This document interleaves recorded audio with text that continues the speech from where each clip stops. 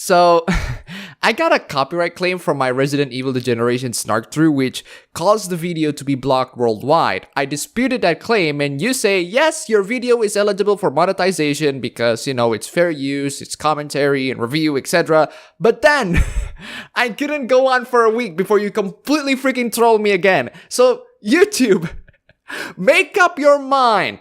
Make up your goddamn mind. Like, anyone on YouTube, anyone on Sony...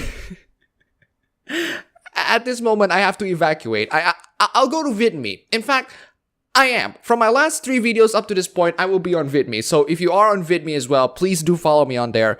You can also give me a tip or two if you want. While I do love myself some 3D CGI characters, as last review is already pointed out, I don't really find CGI characters from Dead or Alive Extreme girls to be, really that hot. I don't find Dead or Alive girls to be that hot. Maybe because it's getting a bit too boring. It's Dead or Alive. You should expect the girls being hot, especially playing beach volleyball.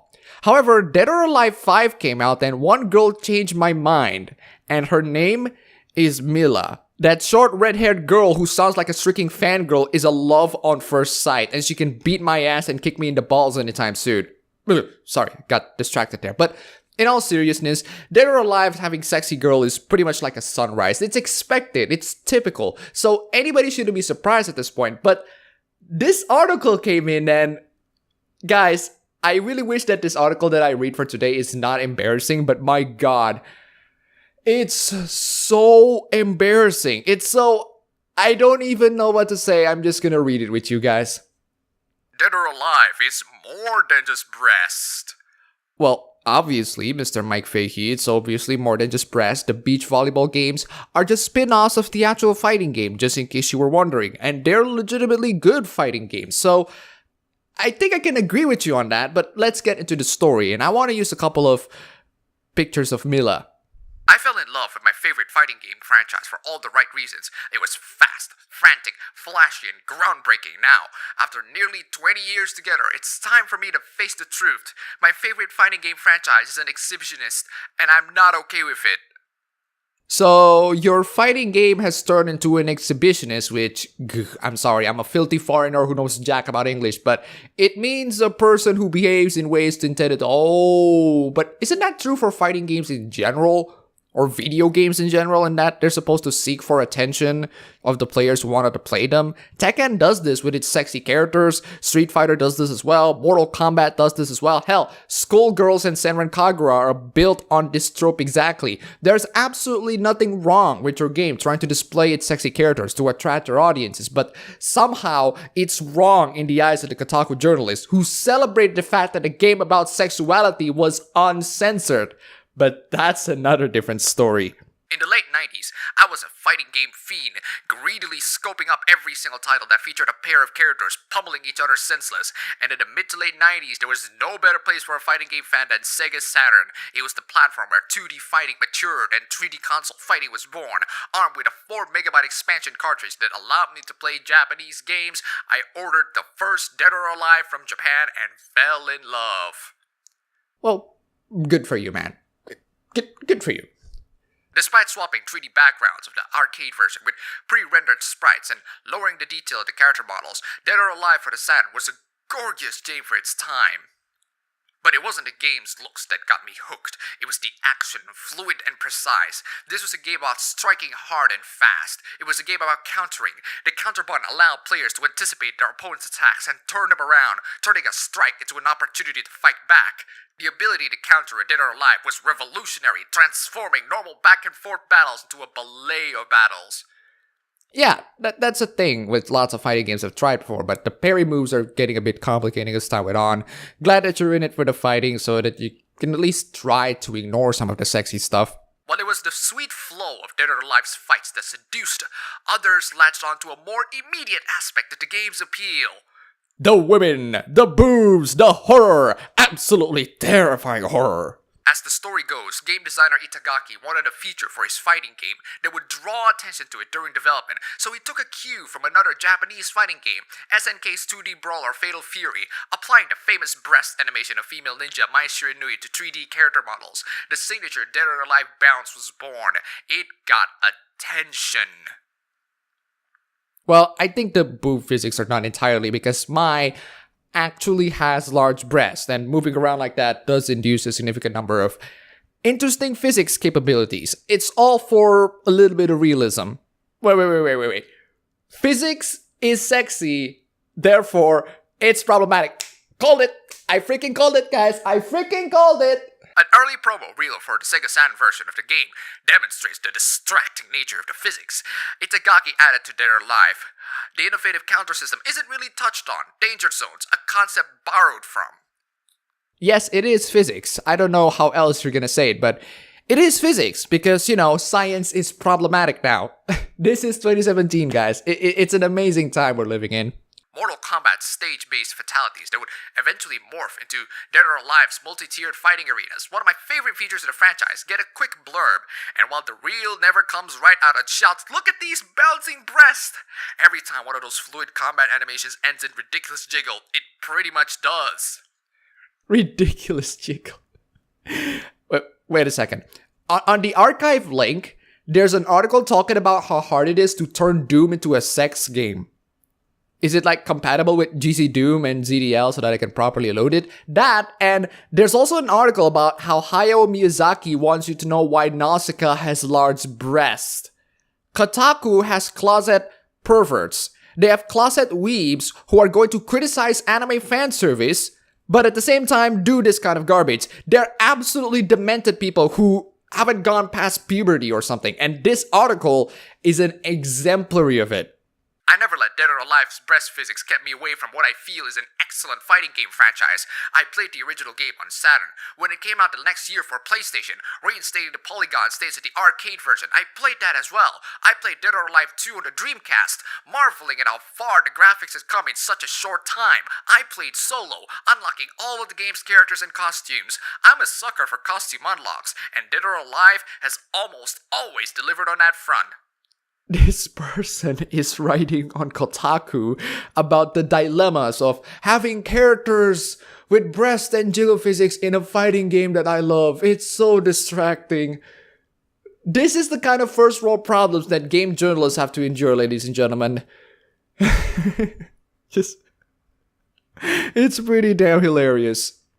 It wasn't until Dead or Alive 3 for the Xbox that I started to feel uncomfortable about my choice of fighting games, a showcase for the power of Microsoft's new system. The 2001 North American release lacked many of the bells and whistles as predecessors. There was a serious lack of unlockable costumes, but it was a famous advertisement for the game that disappointed me the most. And suddenly, all Dead or Alive fans feel like mouth-beating perverts. Thanks, commercial. Well, all human beings are perverts. They just have very different degrees and situational tendencies. Some refuse to admit it. Others handle it immaturely. Like you. The day I bought my original Xbox, I stopped at a local diner on the way home for a celebratory burger. As I ate, I cracked open the two games I purchased within the system. Halo, of course, and Dead or Alive 3. To thumb through the manuals, the waitress serving me saw the Dead or Alive box, gave me a thumbs up, and said, "She kicks high." It was the only time I ever felt embarrassed to have purchased a video game, and I bought the collector's edition of Record of Agarest War, complete with sexy pillowcase and boob-bearing mousepad.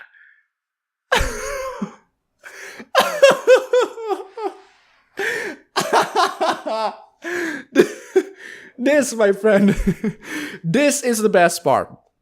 This is one of the best paragraphs that I have ever read in my entire life. Let's try to break down this wonderful paragraph. It's made out of diamonds for how gloriously, incredibly beautiful it is. First of all, "She Kicks High" is a reference to the Dead or Alive commercials, which I highly recommend watching because it is so amazingly funny. Second of all, if there's a girl who sees me with a copy of Dead or Alive Extreme 3 with the box art happens to either look like this or this, but I assume it was this one, and the girl says "She Kicks High" while giving a thumbs up, I would be burning, especially when the girl is a waitress, which I would imagine looking like one of my childhood crush Flo from The Other Dash. She comes into me and give that tired but really seductive eyes that screams, "Oh, you're interested in girls, aren't you? Aren't you?" And third, this writer is legit traumatized. Thanks to a woman giving a thumbs up and saying she kicks high after seeing a copy of Dead or Alive 3.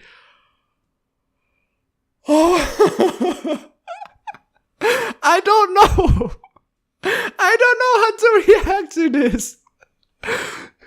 This is such a massive projection from Kotaku. Like, they're keep on saying that gamers are very, they're so insecure seeing that women are actually playing video games, that they're so surprised. Shock of all shock, they're surprised.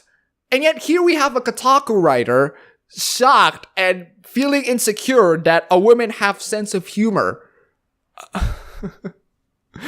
Oh my god. I don't even know how to react to this, guys. Just... I don't know what's happening to some of the millennials, but this writer over here just goes to show you that among the rich aristocratic brats of the Moral Bay Area, some of these people show they haven't passed puberty. And they wrote how they haven't passed puberty. It reeks of freaking childish behaviors just in this article alone. In fact, I think these morons really haven't passed puberty. We will introduce for the first time ever anywhere the 45th President of the United States of America, Donald J. Trump.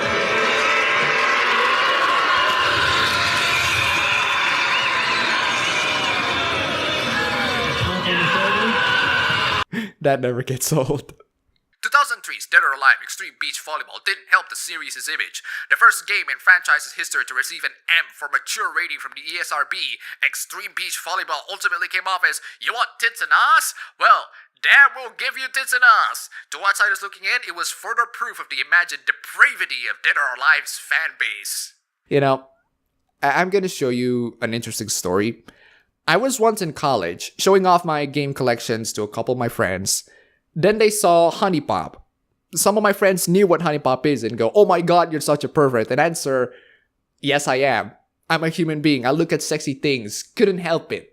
And the person saying that literally have nothing else to say other than, "Yeah, okay, dude, good for you." Just he tried to shame me for playing a genuinely good match 3 game that have dating elements in it. But I say, "Yeah, dude, I play it. So freaking what? So freaking what? You watch hentais too. I know you watch hentais too. You just don't want to admit it." So, I'm sure the guy watching this video, just so you know, I'm not embarrassed at all. That's not going to make me embarrassed. This person writing this article, however, have taken this into a new level. The insecurity is so massive. I doubt that this person is 5. I'm going to suggest to this person to please stop thinking about what other people think and about how and what you jack off to in the morning. Because frankly, most people don't care. And most people have their own ways to jack off in the morning as well. You just need to find a really damn good way to hide it. And even if you can't hide it, just embrace it, man. My high school friends asked me if I have watched porn. I said yes. I said, yes, I have watched porn. And everybody was like laughing. Everybody was like laughing. And I said, "What do you watch porn?" It's like, hey, I couldn't help it. There's sexy girls fucking each other. Like, I couldn't help it. It's freaking porn. And everybody's like, "Yeah, I watch porn too. We're humans, right? We're absolutely humans. We're just boys. We watch porn too as well." Everybody just cue the comedic laugh tracks. It is such an amazing moment because that's what we are, Mike. We're human beings. We like sexy things. We're not a bunch of prude rich aristocrats who couldn't manage to get past puberty and couldn't handle what it feels like to be close to real women. Just amazing. This amount of sexual oppression is, frankly, disgusting.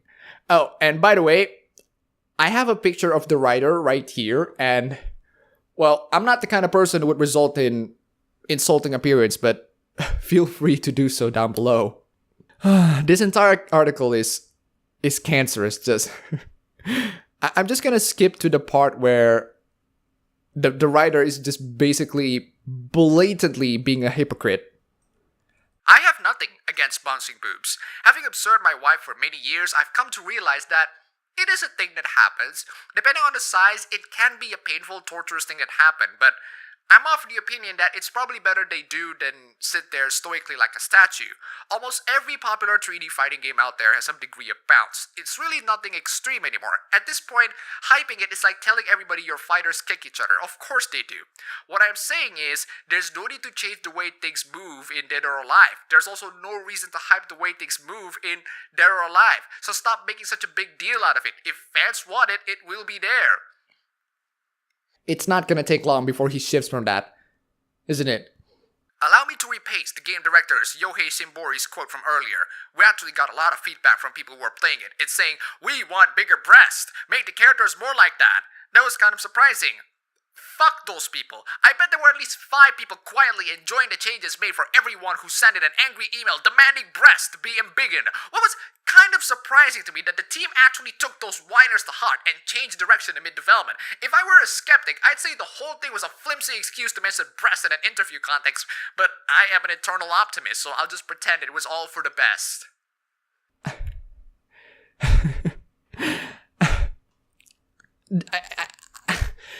I can't. I got nothing. Their arguments show for itself. Just look at. Here are the paragraphs. Okay, you can just read it. How contradictory they are. It's just crazy. But at least there's something that we can agree with. Never do this again. Couldn't have said it better. So there you have it. An article written by a closet weeb who tries so hard to be a prude but got traumatized on the sight of girls cheering him and giving him a thumbs up because of a video game that he bought has hot girls. Game journalism current year, full of absolute insecurity. This is the kind of person who have not completely gotten himself out of the face of puberty. And this is your gaming press, ladies and gentlemen. Full of absolutely immature kids. I got nothing more to say. Just brilliant. Absolutely brilliant. That's all for the video today. If you like this, you can go ahead and click the like button and subscribe for more. If you wish, you can support me on Patreon. And thanks for watching.